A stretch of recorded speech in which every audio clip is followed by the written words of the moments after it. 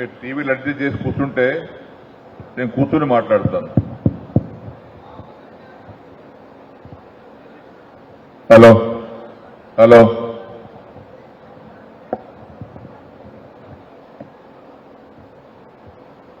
Kamareddy assembly నియోజకవర్గ స్థాయి parliament ఎన్నికల సన్నాహక సమావేశానికి అధ్యక్షత వహిస్తున్నటువంటి జిల్లా పార్టీ అధ్యక్షులు సోదరులు ముజీబుద్దీన్ గారికి,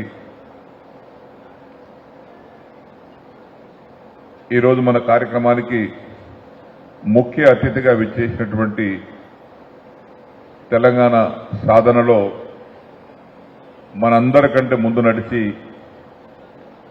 ఎవరు లేకపోయినా ఎవరున్నా కేసీఆర్ గారికి అడుగులు వేస్తూ తెలంగాణ సాధించటంలో ప్రధాన పాత్ర పోషించినటువంటి మన సిద్దిపేట శాసనసభ్యులు మాజీ మంత్రివర్యులు శ్రీ తన్నీర్ హరీష్ రావు గారికి,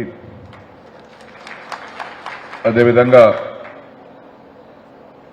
కామారెడ్డి బీఆర్ఎస్ పార్టీ ఇన్ఛార్జ్ సోదరులు మాజీ ఎమ్మెల్యే కామారెడ్డి గంప గోవర్ధన్ గారికి, మాజీ శాసనసభ్యులు జుక్కల్ షిండే గారికి, ఎల్లారెడ్డి మాజీ శాసనసభ్యులు సోదరులు సురేందర్ గారికి, మాజీ ఎమ్మెల్యే ఎల్లారెడ్డి జనార్దన్ గౌడ్ గారికి, మన క్యాండిడేట్ ఫ్రెష్ క్యాండిడేట్ గట్టి క్యాండిడేట్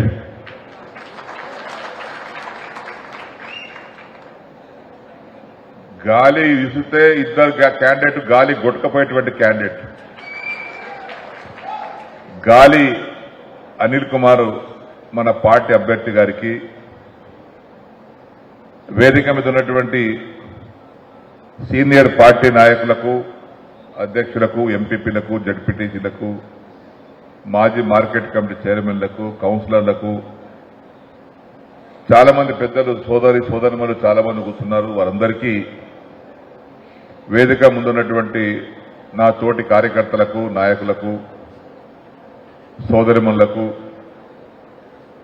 పెద్దలకు, వ్యవసాయం పనులున్నప్పటికీ కూడా పార్టీ అభ్యర్థి యొక్క విజయానికి మేమందరం అండగా ఉన్నామని మీ మద్దతు తెలపడానికి వచ్చేసినటువంటి నాయకులందరికీ, ప్రెస్కు, మీడియాకు అందరికీ హృదయపూర్వక యొక్క నమస్కారాలు.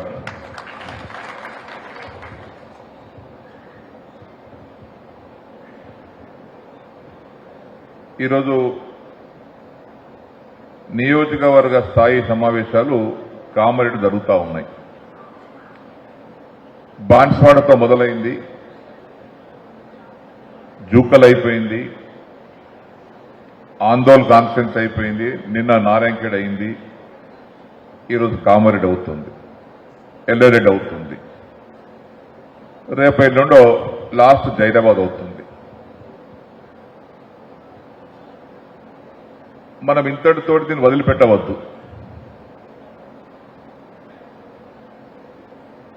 నేను గమనించాను, మీరు గమనిస్తున్నారు అనుకుంటాను. బహుశా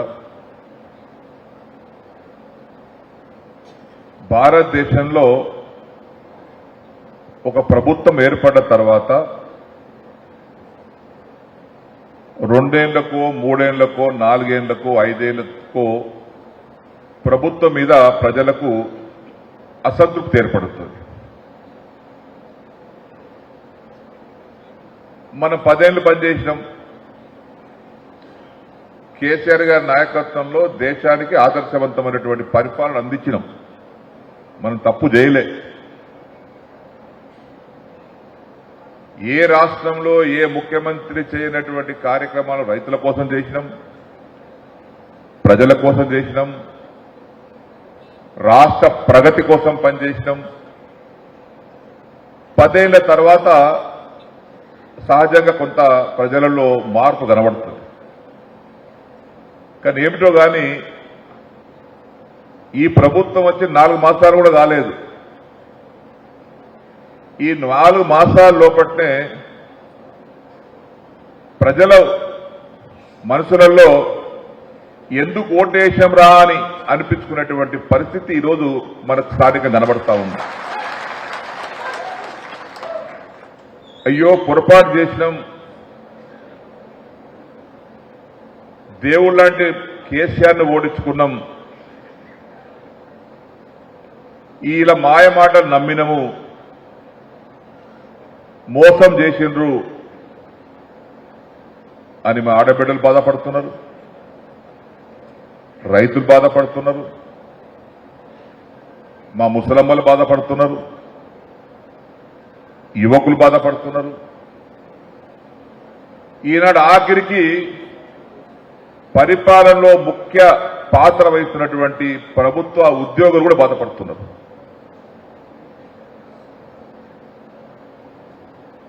మా ఆడబిడ్డల సంగతి కేసీఆర్ గా లక్షిస్తున్నాడు కళ్యాణ లక్ష్మి. మా ఆడబిడ్డలకు రేవంత్ రెడ్డి గారు మోచేతుకు బెల్లం పెట్టిండు. కానీ లక్షిస్తారెట్లా, నేను దాన్ని బట్టి తులం బంగారం ఇస్తాడు. అయిందా అది? తులం బంగారం ఇస్తుండా? చేతులు ఏపడిస్తానండి అందరూ.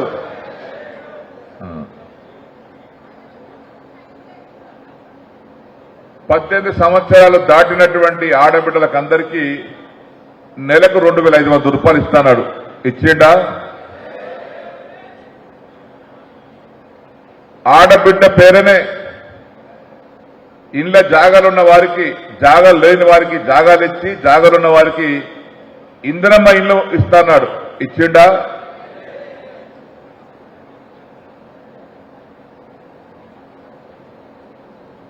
ఇక రైతులకు రైతు బంధు మొత్తం ఇచ్చిండా? రుణమాఫీ చేసిండా? 24 గంటల కరెంట్ ఇస్తుండా? ధాన్యం కొనుగోలు చేస్తే బోనస్ 500 ఇస్తుండా? కౌలు రైతులకు 15,000 రూపాయలు ఎకరానికి ఇస్తుండా? వ్యవసాయ కూలికి 12,000 ఇస్తుండా? ఆఖరికి రైతులకు మొండి చేసి చూపించిండు, మా ఆడబిడ్డలకు మోసం చేసిండు. నిరుద్యోగ యువకులకు 4,000 రూపాయలు నిరుద్యోగ వృత్తి ఇస్తున్నాడు. ఇచ్చిండా? ఎప్పుడు ఇస్తాను నువ్వన్న మాటలే టీవీలో రికార్డే ఉంది. నేను వచ్చినటువంటి 100 రోజుల లోపట్నే ఈ 6 గ్యారంటీలలో 13 అంశాలు ఉన్నాయి. ఈ 13 అంశాలను 100 రోజుల లోపట్నే అమలు చేస్తాను. ఇక రుణమాఫీ అయితే మీరు తీసుకోకపోతే పోయి అర్జెంటుగా తీసుకోండి, బ్యాంకులకు పోయి 2 లక్షలు తీసుకోండి. నేను 9 డిసెంబర్ నాడు ముఖ్యమంత్రి స్థానంలో కూర్చుండగానే సంతకం పెట్టేస్తా 2 లక్షల రూపాయల మాఫీ. సంతకం పెట్టిండా? ఇది ఎందుకు ప్రస్తావిస్తున్నంటే, ఏ ప్రజలైతే ఇప్పటికీ అసంతృప్తి వ్యక్తపరుస్తున్నారో వారి కొంత మనం ఇంకా లేపాలి. మనం ఏం చేయాల్సిన అవసరం లేదు. మనం ఏం చేసినా వాళ్ళకు తెలుసు బాగా.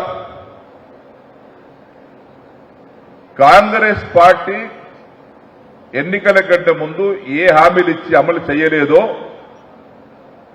అది ప్రజల దగ్గరికి మీరు సంపూర్ణంగా ఒక పద్ధతి ప్రకారంగా గ్రామాలలో క్షేత్రస్థాయిలో తీసుకెళ్లగలిగితే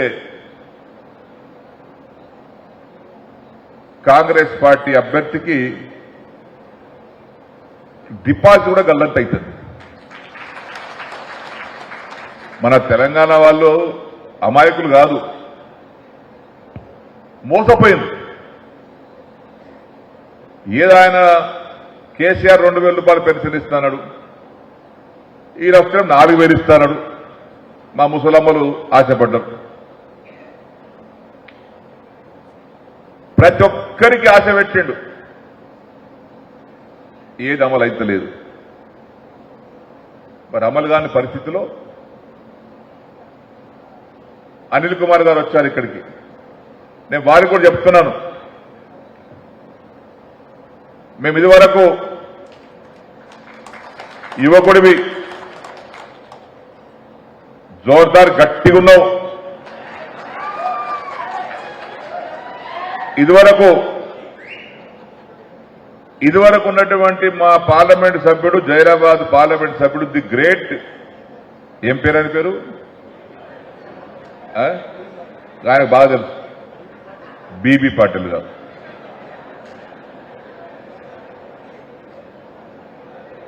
ఈ దేశంలో పార్లమెంట్ మెంబర్లు 543 మంది ఉన్నారు.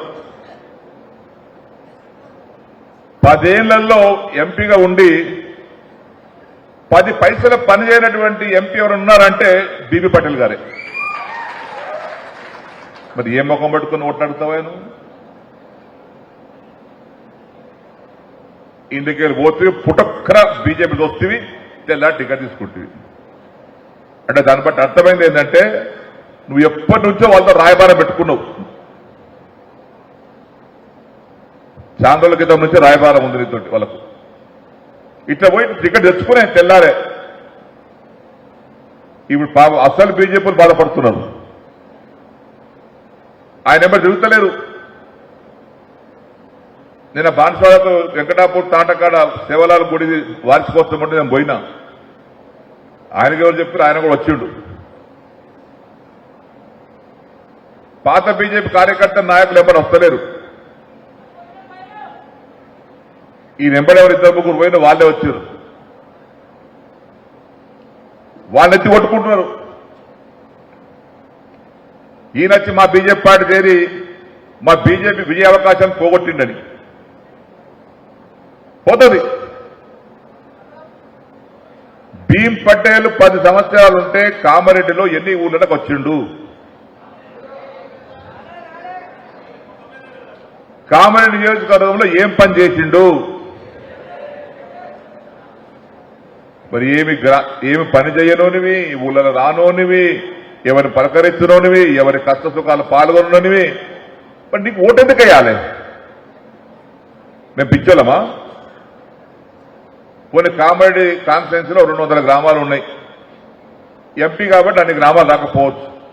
ఒక 150 గ్రామాలకు వచ్చి ఆ చుట్టుపక్కల గ్రామాల వాళ్ళని పిలుచుకొని మీటింగ్ పెట్టి, ఒక గ్రామానికి వచ్చినామంటే, చిన్న గ్రామానికి వచ్చినామంటే, పెద్ద గ్రామానికి వచ్చినామంటే అందరూ ఫోన్లు కొట్టి ఎంపీ గారు వస్తున్నారు చెప్పేసి 10 గ్రామాల వారిని పిలుచుకొని మండల హెడ్ క్వార్టర్ కూర్చుండి, ఎప్పుడైనా మండల హెడ్ క్వార్టర్లో కూర్చుని మీటింగ్ పెట్టుకున్నావా? మరి దేనికోసం నీకు ఎంపీగా? ఏమి సాధిస్తావని కోటేయాలి. ఇప్పటిదాకా వేసినాం, నీ ఉద్దర దందాలు చూసినాం. ఇక ఉద్దర పనికిరాదు. మాకు నగదు పనిచేసుడే కావాలి.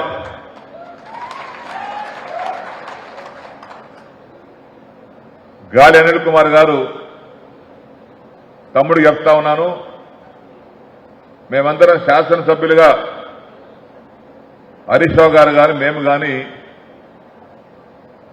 6 సార్లు 7 సార్లు గెలిచినాం 40 ఏళ్ల నుంచి. గొంప గోవర్ధన్ కానీ, సిండే కానీ. తమ్ముడు సిండే ఎంత ఓడిండు? 1000 ఓటుతో ఓడిండు. 1000 ఓట్లు. అప్పటి వాతావరణం వేరుండే. ఎందుకో ఆ అసెంబ్లీ ఎలక్షన్ అప్పుడు కొద్దిగా మనలో కూడా కొద్దిగా అటు ఉండే. మన ఊళ్ళోనే మన 2 గ్రూపులు ఉండే. ఒక గ్రూప్ నాయకుడు ఓటేపిస్తే ఆ గ్రూప్ నాయకుడు పేరేస్తే ఇంకో గ్రూప్ నాయకుడు కాలు పెట్టి గుంజిండు. ఇది కొంత జరిగింది. అటు జరిగి ఆయన ఓడిండు హనుమంత్ షిండే. మేము ఎన్నిసార్లు గెలుచుకుంటూ వచ్చినాం. ఎన్నడూ కూడా మేము ప్రజలను విస్మరించలే, గ్రామాలను వదిలిపెట్టలే, నిర్లక్ష్యం చేయలే.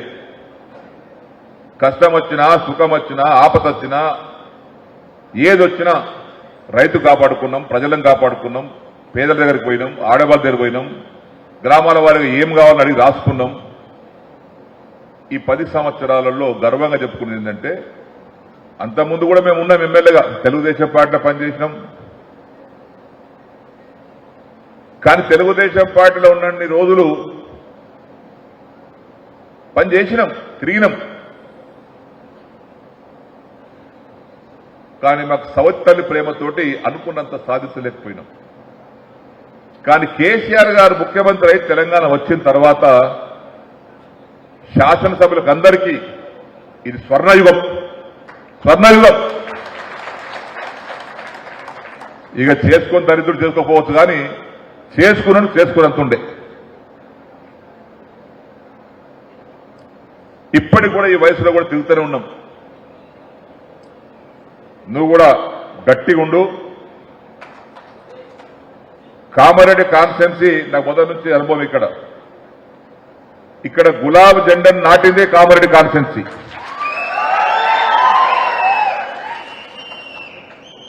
మా బాన్సలకి తర్వాత నాట్యం మొట్టమొదట ఈ గులాబీ జెండా నాటిందే కామారెడ్డి కాన్స్టిట్యున్సీ. మొన్న కూడా అది ఓటమి కాదు, అది కొంత సాంకేతిక కారణాలతోటి జరిగింది, రకరకాల కారణాల వల్ల. మళ్ళా అత్యధిక మెజార్టీ ఇచ్చేటువంటి కాన్స్టిట్యున్సీ కూడా కామారెడ్డి కాన్స్టిట్యున్సీ. మీకు దీటైన కార్యకర్త నాయకులు ఇక్కడ ఉన్నారు. పోతే కొంతమంది దొంగలు పోతే పోయిండేమో. కొత్తగా వచ్చిండ్రు, ఇక్కడ మలాయి మసాలా తినడం కోసం వచ్చిండ్రు, ఇక్కడ మలాయి మసాలా తిన్నారు, అధికారం పోగానే మళ్ళీ ప్లేట్ పల్టాంచారు. పోని వాళ్ళు ఆ ఉన్న రోజులు నెత్తిన పెట్టుకొని వాళ్ళని బతిమలాడుకోవడం పీడబోయింది. ఇలా బతిమలాడుకున్నా కడుపులు తడబెట్టిన నా కార్యకర్త నేను మొక్కుంటా. ఈ బయటకు వచ్చినటువంటి వాళ్ళు పోతే పీడబోయింది. పొద్దుగా లేస్తే నాకు ఫోన్ చేసినావా, నువ్వు వస్తువు చెప్పినావా, ఈ అలుగుడు గులుగుడు అంతా వికి గట్టిగా పార్టీ కోసం పిలిచినా పిలకపోయినా ఈరోజు ఇంత వ్యవసాయ పనులు ఉన్నప్పటికీ కూడా ఇంత మండు టెండలో ఈనాడు వచ్చిరంటే పార్టీని కాపాడేటువంటి శక్తి ఉన్నటువంటి వాళ్ళంతా నిజమైనటువంటి కార్యకర్తలు, నిజమైనటువంటి కార్యకర్తలు.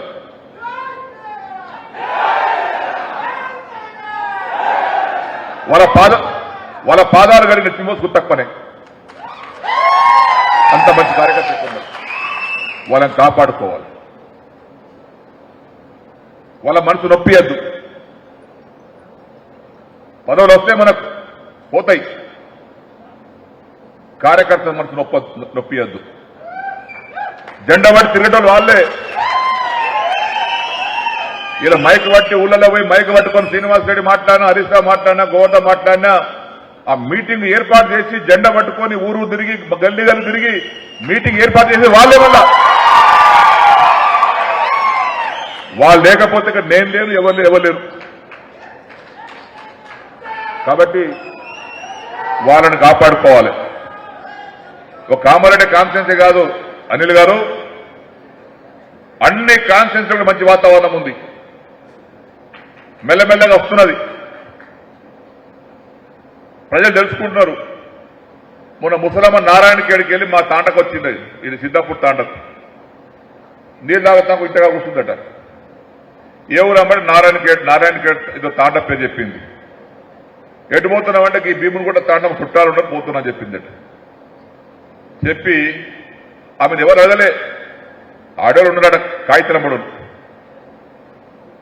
ఏమన్నాయా మొన్న పొరపాటున నేను కాంగ్రెస్ ఓటేసిన అలా మొదలారిపోని, ఇదే మాట అలా అన్నమాట చెప్తున్నాను. అలా మొదలారిపోని దేవుడు లాంటి కేసీఆర్ని పోగొట్టుకున్నామన్నదట. ఈ ప్రజలలో ఘాటుగా అనుకుంటున్నటువంటి విషయం ఇది. అంతే కదా, పాలిచ్చబరే గడ్డయ్యకుండా గొడ్డుబరే పాలొస్తాయా? మేము వేసిన బర్రె గొడ్డు బర్రెని ఇప్పుడు తెలిసిపోయి నీ 5 లీటర్లు 10 లీటర్లు 3 లీటర్లు ఇస్తుండే రోజు తగ్గొస్తుంది. నా పిల్లగానికో నా మనమనుకు పెరుగో మజ్జిగనో పాలో ఛాయ్ తాగుతుంటివి. ఇలా పాలు లేదు, ఛాయ్ లేదు, పెరుగు లేదు. ఎందుకంటే పాలిచ్చే బర్రెను పాలిచ్చే బర్రెకు దూరం చేసింది. దొడ్డు కనబడి కదా గొడ్డు బర్రె గది కట్టేసుకుంటుంది. గొడ్డు బర్రె పాలిస్తే గడ్డి పెట్ట పాలిస్తుందా? ఇప్పుడు అర్థమైంది ప్రజలకు. గొడ్డు బర్రేది పాలిచ్చే బర్రేది తెలిసిపోయింది. దొడ్డు లెక్క పాలిచ్చే బర్రె ఎప్పటికైనా పాలిస్తుంది, కడుపులో పెట్టుకుంటుంది, తన్నది, పొడవది. మీరు చూడండి, పాడి అనేటువంటి బర్రెని చిరుమల చేస్తుంది, తంతది, ముంగడు పోతే పొడుస్తుంది, చూడంటది. పాడిచ్చే బర్రె ప్రశాంతంగా ఉంటుంది.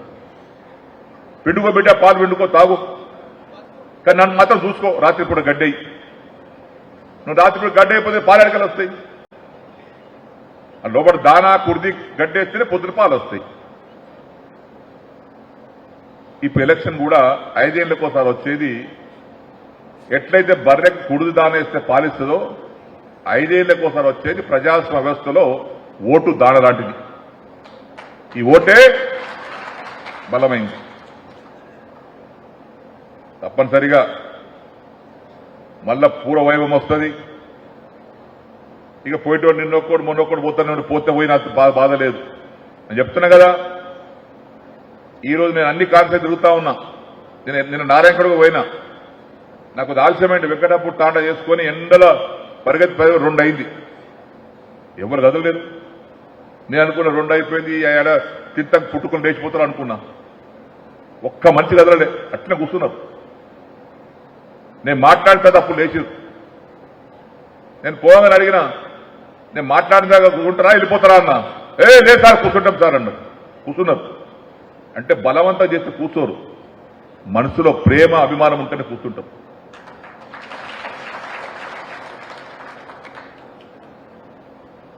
ఆ విధంగా ఇక్కడ గత అసెంబ్లీతో పోల్చుకుంటే ఇప్పుడు చాలా మెరుగైన వాతావరణం ఉంది. ప్రజల్లో కూడా సానుకూలత ఉంది.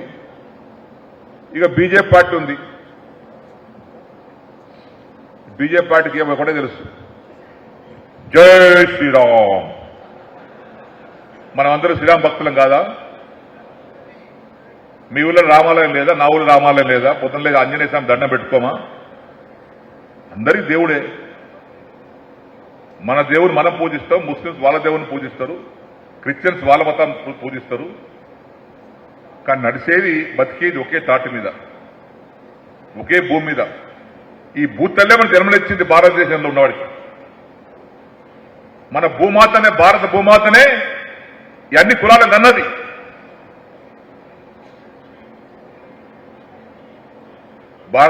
భారత భూమాత ఒక కులానికి జన్మనియ్యలే. అందరు మనవాళ్ళే. కులం పేరు చెప్పుకొని, మతం పేరు చెప్పుకొని ఓట్లాడడం ఏంటంటే, ఏ కులంలో పుట్టినోడు నేను పలానా కులంలో పుట్టాలని దేవుడు మొక్కిండు. ఆ దేవుణ్ణి ఆ దేవుడు ఇచ్చిండు, ఆ కులంలో పుట్టిండు. వీలైనంత కాడికి మనం కడుపులో పెట్టుకొని కాపాడుకోవాలి. లోక కళ్యాణం కోసం పనిచేయాలి, పార్టీ కళ్యాణం కోసం కాదు. రాముడే చెప్పిండు, సీత ఏం చెప్పింది, సీతారామ కళ్యాణం చేస్తాం, గోదా లక్ష్మీదేవి సమేత వెంకటేశ్వర కళ్యాణం చేస్తాం. దేనికోసం కళ్యాణం చేస్తాం? మనమందరం ప్రశాంతంగా ఉండాలి, లోక కళ్యాణం జరగాలి, సామరస్యంగా ఉండాలి, అందరం సుఖంగా బతకాలి, మంచి వర్షాలు పడాలి, మంచి పంటలు పండాలి, బీదలు సాధలు అందరూ బతకాలి అని మనం పూజ చేస్తాం, కళ్యాణం చేస్తాం. గుడిల వెనుక, దేవుడి వెనుక అంత చరిత్ర ఉంది. కానీ దేవుని పేరు చెప్పుకొని ఓట్లాడడం ఇది మంచి సాంప్రదాయం కాదు. దేవుడు లేని వారెవరు? పొద్దుగా అందరూ మొక్కేస్తాం దేవుణ్ణి. ఇవాళ బీజేపీ నాయకులైనా, కాంగ్రెస్ కార్యకర్తలైనా, ఆయన కూడా సురేష్ రెడ్డి గారు 5 ఏళ్ళు చేసిండు ఎంపీగా, మనకు ఇలా 10 ఏళ్ళు చేసిండు. ఇద్దరిని చూసినాం. ఇద్దరు దూరడం చూసినాం మనం. మన పిల్లగాడు బీసీల పిల్లగాడు, బలైన వర్గాల వెనుకబడి తడితే వచ్చినటువంటి పిల్లగాడు అనిల్ కుమార్. సీఎం గారు కూడా ఆలోచన చేసి వెనుకబడిన తరగతుల వారికి ఇస్తే బాగుంటుందని జనాభాలో 50% ఉన్నటువంటి వెనుకబడిన కులాల నుంచి అనిల్ కుమార్ గారికి సెలెక్ట్ చేశారు, ఎంపిక చేశారు. కేసీఆర్ గారు భరోసా నిలబెట్టాలా, మనం నిలబెడదామా? పక్కా. సర్కార్ సవాల్ ఎంత మీది? సర్కార్ సవాల్ ఎన్ని ఓట్లు?